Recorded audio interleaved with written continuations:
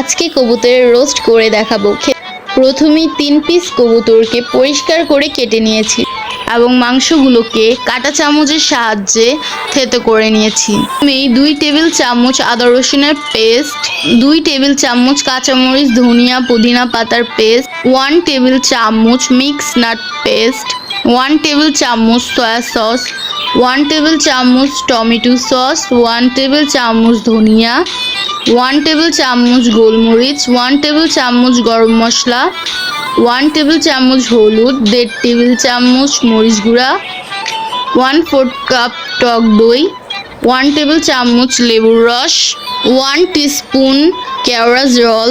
এখন সবগুলো ভালো করে মিশিয়ে দেব। আই মাস্ট সে দ্যাট এখানে সব পেস্টগুলোতে লবণ দেওয়া ছিল, তাই আলাদাভাবে কোনো লবণ দেওয়ার প্রয়োজন হয়নি।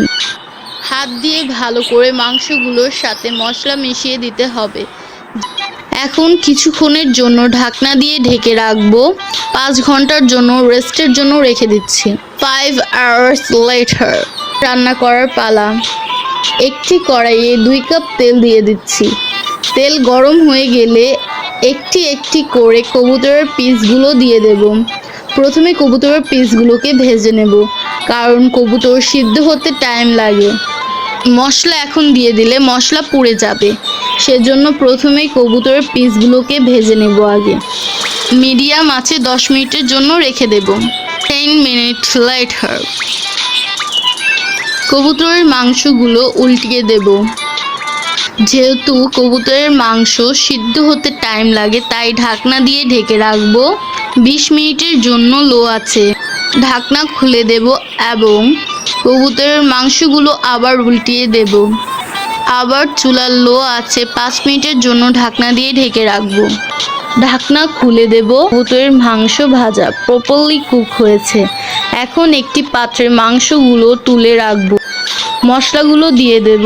চুলার লো আছে, মশলাগুলো ভালো করে কষাতে হবে। ঢাকনা দিয়ে 5 মিনিটের জন্য ঢেকে রাখবো। ঢাকনা খুলে দেব। দেখতেই পারছো মশলা রান্না করা হয়ে গিয়েছে পারফেক্টলি, রোস্টেড টেস্ট আসছে। কবুতরের মাংসগুলো দিয়ে দেব। ভালো করে নেড়েচেড়ে মিশিয়ে দেব। হয়ে গেল মজাদার, মুখে লাগার মতো স্বাদের কবুতরের মাংসের রোস্ট। Pigeon fry. কবুতরকে বা পায়রা যে যেটাই বলো, একটি কাঁটা চামচের সাহায্যে কেচে নেব। 1 চামচ আদা রসুনের পেস্ট, 1 চামচ সয়া সস, 2 চামচ টক দই, আধা চামচ রোস্ট মশলা, আধা চামচ দারচিনি এলাচির গুঁড়া, আধা চামচ চাট মশলা, আধা চামচ গোলমরিচের গুঁড়া, আধা চামচ ধনিয়া, 1.5 চামচ মরিচ গুঁড়া। ঝাল নিজের পছন্দ অনুযায়ী দেবে। সবগুলো মশলা পায়রার সাথে ভালো করে মেশাতে হবে। পায়রার ঠোঁটটাকে এই ছিদ্রের মধ্যে ঢুকিয়ে দেব। একটি সুতা দিয়ে পায়রার রানকে বেঁধে দিতে হবে। 2 রান আগে একসাথে বাঁধবো, তারপর একটা ডানার সাথে রানের অংশটা বেঁধে দেব। এভাবে অপর পাশের ডানাটাকেও বেঁধে দেব। এখন ঢাকনা দিয়ে ঢেকে রাখবো 2 ঘন্টা। একটি ফ্রাই প্যানে 1 কাপ সয়াবিন তেল দিয়ে দেব।